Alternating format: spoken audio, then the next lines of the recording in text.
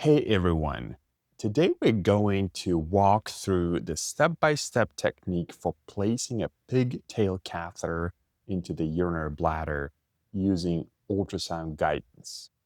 We'll be demonstrating this on an ultrasound-compatible training phantom, but everything we cover today is directly applicable to clinical patients. Let's get into it. Pigtail cystostomy catheters are most often used when we can't pass a transurethral catheter. Think urethral obstructions caused by stones, strictures, trauma, or tumors. In a 2022 retrospective feline study by Noor et al., 25 cats underwent percutaneous pigtail catheter placement for urinary diversion. Here were the main indications: obstructive lower urinary tract disease in 12 cats, urinary tract trauma in 8 cats, and neurologic bladder dysfunction in additional 5 cats. Pigtail catheters remain in place for a median of 8.3 days, ranging from 3 to 27 days. Complications occurred in 10 out of 25 cats, that is 40%. And the most commonly reported issues included catheter dislodgement, urine leakage, urinary tract infections, and in rare cases, bladder rupture. In dogs, the same principles apply. A 2019 case report by Cooler et al. And a 2024 study by Greenfield et al. Described similar use in the canine species. Now, let's take a closer look at one of these devices.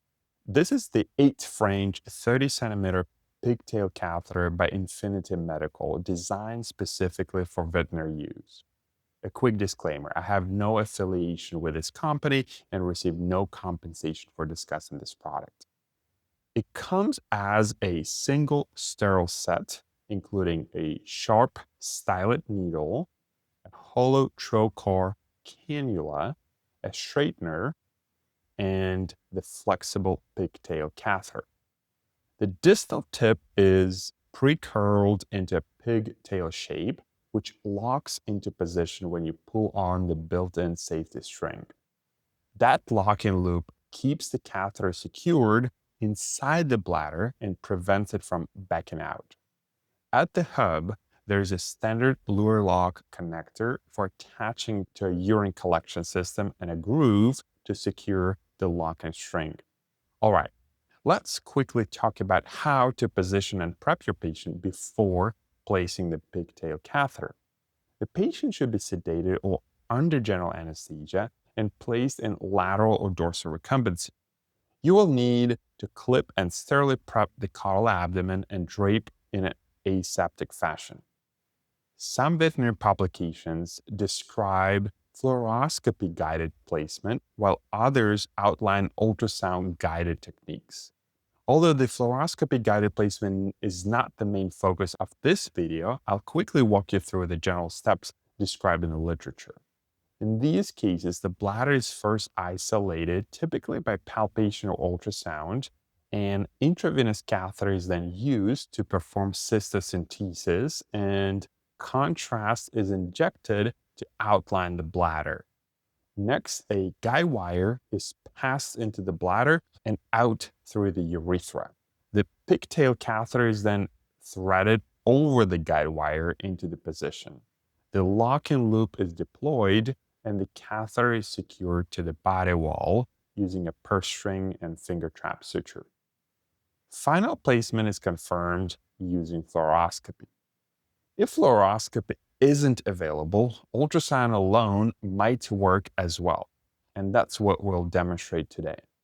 Now, let's focus on ultrasound-guided technique. You gotta start by identifying the bladder. It should appear as an anechoic fluid-filled structure. This is a phantom model, but in a real patient, make sure the bladder is moderately full. Choose a site where the bladder comes closest to the body wall without any organs located between the bladder and the body wall. Next, you're going to mark the insertion site and make a small stab skin incision using a number 11 blade. Before proceeding, make sure the pigtail catheter is properly assembled. This includes the stylet, trocar, and outer catheter. Under ultrasound guidance, advance the tip of the catheter trocar stylet assembly into the bladder. Once the inner stylet enters the bladder, remove it while leaving the trocar and catheter in place. In the report by Cooler et al., a guide wire was introduced at this stage. Alternatively, Nura et al. Described aspirating urine with a 5 ml syringe immediately after removing the stylet without passing the guide wire. Next, you will need to loosen the hub connecting the catheter to the trocar and advance the pigtail catheter fully into the bladder. Simultaneously, the trocar should be withdrawn, leaving only the flexible catheter in place. To secure the pigtail catheter, you'll need to pull the locking string until you feel resistance. This deploys the pigtail loop inside the bladder, and then confirm that the loop is coiled using ultrasound. You should now see urine draining freely through the catheter. Otherwise, you can just aspirate it with a syringe. You should also take a lateral abdominal radiograph to confirm the catheter position within the bladder.